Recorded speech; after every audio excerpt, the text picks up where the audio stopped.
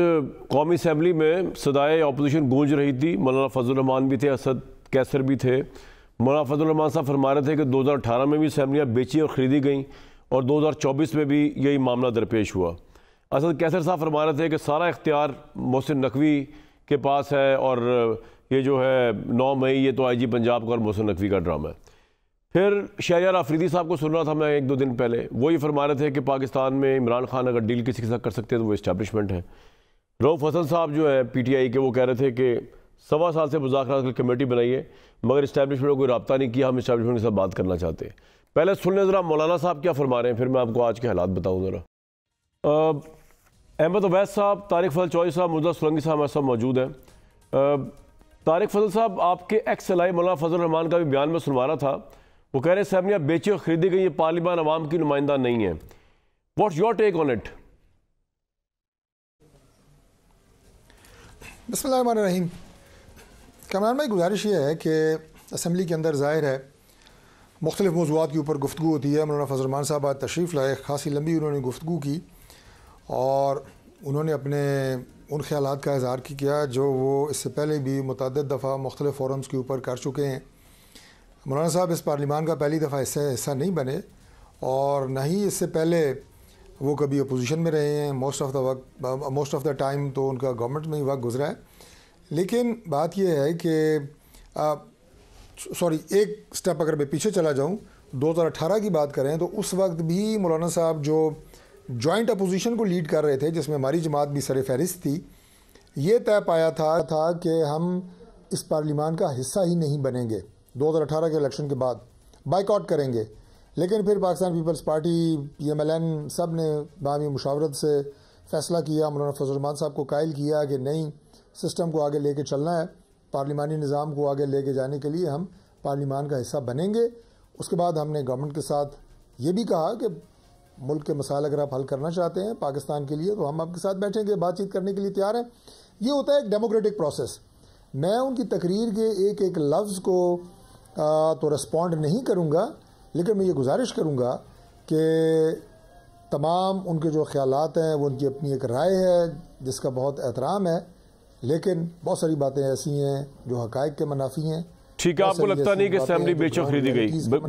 بالکل آ گیا پوائنٹ. میں نے آپ سے ایک 2 اور چیزیں بڑی امپورٹنٹ ڈسکس کرنی ہے, خاص طور پر اسلام آباد ہائی کورٹ میں معاملہ چل رہے گا. ویسا ایک چیز مجھے سمجھ نہیں آئی آپ لوگوں کی طرف سے, ایک طرف تحریک انصاف کا اتنا آن سلاٹ ہے اسٹیبلشمنٹ کے اوپر, خواہ سوشل میڈیا ہو, خواہ وہ عمران خان صاحب جیل میں بیٹھ کے بھی جو میڈیا سے ٹاک کرتے ہیں, خواہ ان کی جو بیوی ہیں بشرا صاحبہ, وہ بات کر. دوسری طرف آپ لوگوں کی اونلی خواہش یہ ہے کہ اسٹیبلشمنٹ سے بات کی جائے. شہریار آفریدی صاحب ابھی 2 دن پہلے ٹی وی ٹاک شو میں بیٹھ کے عمران خان صاحب کے جذبات کی ترجمانی کرتے ہوئے کیا کہہ رہے تھے, سن لیں. پی ٹی آئی کے کوئی ہیں رؤف حسن صاحب, یہ کیا فرما رہے تھے, یہ بھی سن لیں. کل ڈیموکریسی کی بالادستی کا اگر عمران خان صاحب کا ترانہ یا نعرہ مان بھی لیں اویس صاحب, تو اسٹیبلشمنٹ سے بات کیوں کر رہے ہیں؟ آپ کو چاہیے کہ اسٹیبلشمنٹ کا انفلوئنس آپ ختم کرنے کے در پہ ہوں. آپ پولیٹیشنوں سے بات کریں, آپ ان سے بات کرنا چاہ رہے ہیں, انہی پہ اٹیک ہے, ان سے ہی آپ چاہ رہے ہیں کہ جی ہم نے جمہوریت اسٹرینتھن کرنی ہے, ان کو پیچھے بھیج کے انہی سے آپ بات کرنا چاہ رہے ہیں. یہ سمجھ نہیں آئی کچھ لاجک سر. بسم اللہ الرحمن الرحیم. دیکھیے بات میں آپ کو بتا دوں کہ ابھی 4-5 روز پہلے میں بذات خود عمران خان کو ملا ہوں وہاں پہ جیل میں, اور ان کا جیل ٹرائل بھی تھا. جی اور میں کیٹیگوریکلی تردید کرتا ہوں, کوئی کسی قسم کی وہاں سے کوئی انسٹرکشن نہیں ہے کہ اسٹیبلشمنٹ سے کوئی بات چیت کی جائے اور ان کو اہمیت دی جائے, اور باقی جو پولیٹیکل افیئرز جو ہیں اور وہ ان کی آپس میں پولیٹیکل پارٹیز کی گفتگو یا ان سے کوئی گفت و شنید نہ کی جائے, یہ بالکل غلط ہے. یہ آفریدی صاحب کی اگر بات ہے تو ان کے اپنے ذہن کی اختراع کہہ لیجئے.